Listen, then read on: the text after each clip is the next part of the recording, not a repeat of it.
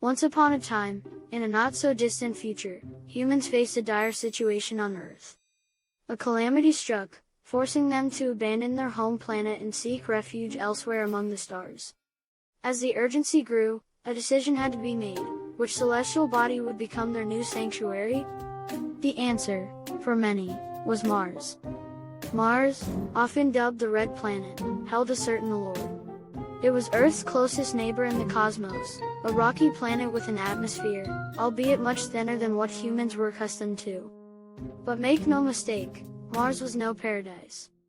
Its average temperature hovered at a bone-chilling -80 degrees Fahrenheit, and its radiation levels would make Earth's most radioactive areas seem benign.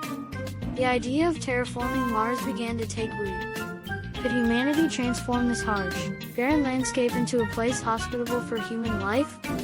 The task was monumental, for Mars was an unforgiving world. If you were to teleport there without protective gear, the gas in your blood would turn into bubbles, a gruesome and instantaneous demise. To turn Mars into a second Earth, we need to start by creating a robust magnetosphere to shield against deadly solar radiation. Earth's protective magnetic layer was our shield, and Mars needed one too. Additionally, the planet required a thicker atmosphere to protect against harmful cosmic elements. As it stood, Mars had an atmosphere dominated by carbon dioxide, with minuscule traces of oxygen. To live comfortably, we needed to change that. To add warmth to the frigid Martian landscape, we need to release the frozen carbon dioxide locked in its polar caps, thickening the atmosphere. Water, essential for life, also posed a challenge. Mars did have water, but it existed mostly underground, with only traces visible at the polar ice caps and as salty flows down crater walls. Liquid water on the surface could be a game changer, allowing us to grow plants that, in turn, would produce oxygen. The challenge was clear: we needed to kickstart the warming process.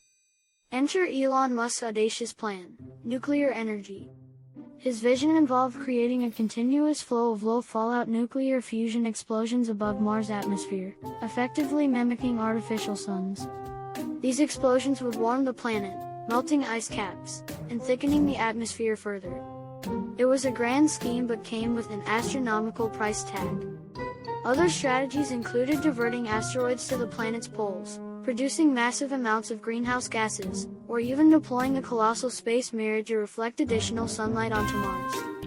All of these options, while intriguing, came with staggering costs and technological hurdles. But what if there was a simpler, budget-friendly approach? Enter Casey Hammer, a former NASA scientist turned startup founder. He proposed a novel idea: mass-producing small solar sails. These sails, driven by sunlight, could be launched into Earth's orbit and then autonomously navigate to Mars. There, they would reflect sunlight onto the planet's dark side, incrementally raising its temperature. According to Hammer's calculations, a decade of these solar sail launches could increase Mars' temperature by a modest 1%. The key to affordability was mass production, with solar sails utilizing smartphone-like technology. However, while intriguing, Hammer's plan had limitations. It could make Mars warmer and more humid, but still not enough for human habitation. Most scientists remain skeptical about the feasibility of terraforming Mars, citing the scarcity of greenhouse gases like carbon dioxide and water vapor on the planet. Even if we melted the polar ice caps, Mars' atmospheric pressure would only reach a fraction of Earth's. Moreover, the available carbon dioxide would be insufficient to create a breathable atmosphere. Mars' salty water, toxic to humans, posed another challenge. To address this, water purification technology would be crucial. Filtering out harmful substances and using UV disinfection could make Martian water safe to drink. It was a step forward, ensuring that future Mars settlers wouldn't face the dire prospect of running out of water in an alien desert. Yet, the question of whether we should terraform Mars remained. Who had the authority to make this monumental decision, and when should it be initiated?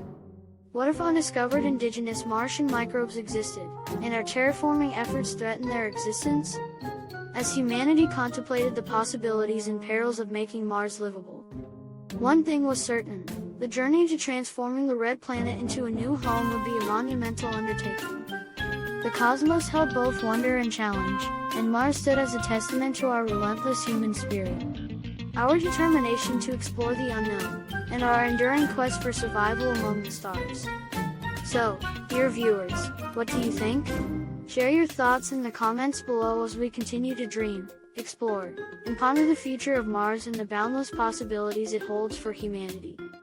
And if you liked the video, so please don't forget to hit that like button and subscribe for more fascinating journeys through time. Until next time, stay curious.